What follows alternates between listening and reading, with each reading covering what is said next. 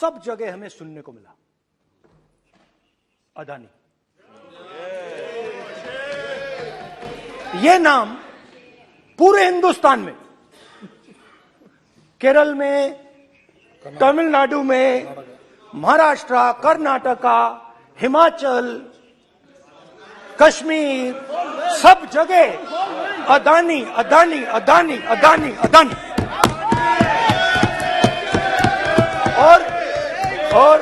और ये नाम नहीं, और इस नाम के बारे में जब लोग बोलते थे मुझसे तो 2-3 सवाल पूछते थे।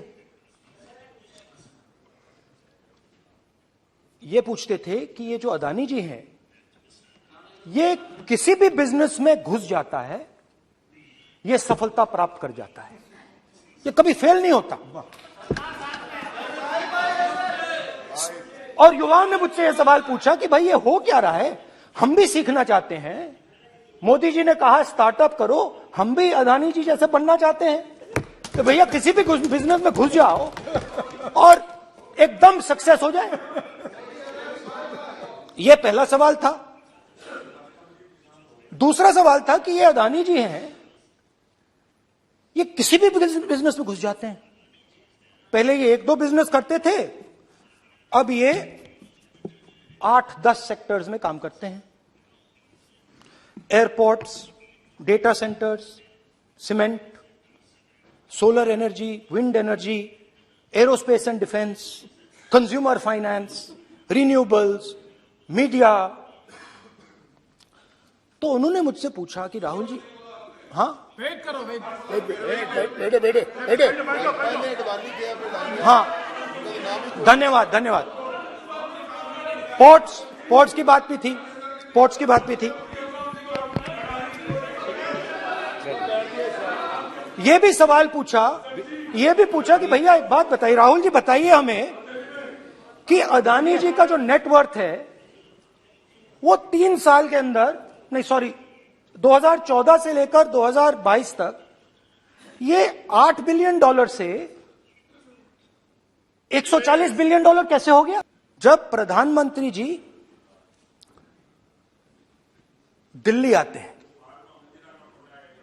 और 2014 में असली जादू शुरू होता है। मैंने कहा कि 2014 में वो 609 नंबर पे थे, कुछ ही सालों में वो दूसरे नंबर पे पहुंच गए। ये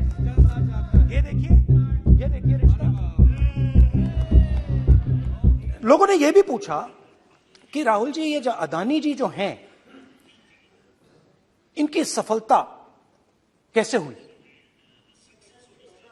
ये इतने बिजनेसेस में कैसे घुस गए, इतनी सफलता कैसे प्राप्त हुई, और सबसे जरूरी सवाल, इनका हिंदुस्तान के प्रधानमंत्री के साथ क्या रिश्ता है और कैसा रिश्ता है, देश जानना चाहता है। तो देश जानना चाहता है। ये देखिए रिश्ता, ये देख लीजिए प्लीज पोस्टर माननीय सदस्य पब्लिक में है सर। नहीं स्पीकर सर, वो फोटो है सर, वो पोस्टर नहीं है। आप वरिष्ठ सदस्य हैं, प्राइम मिनिस्टर की फोटो है सर, उसके बहुत उनका अच्छा चेहरा दिख रहा है।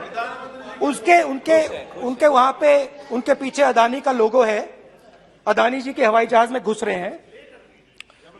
तो मैंने सोचा कि आज के प्रेसिडेंट्स एड्रेस में मैं थोड़ा जो नरेंद्र मोदी जी का और अदानी जी का रिश्ता है उसके बारे में आपको थोड़ा बता देता हूं। प्लीज आप ऐसा नहीं बोल सकते, हवा में आप हवा में बोल रहे हो और प्रधानमंत्री जी पर आरोप लगा रहे हो।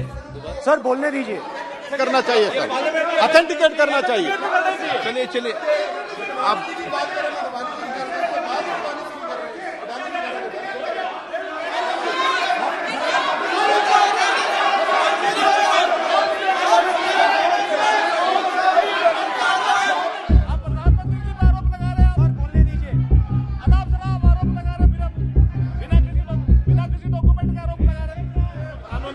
बहुत गंभीर मिनिस्टर हैं ये देश ये राष्ट्रपति का उद्बोधन को लेकर एक गंभीर चर्चा हो रही है।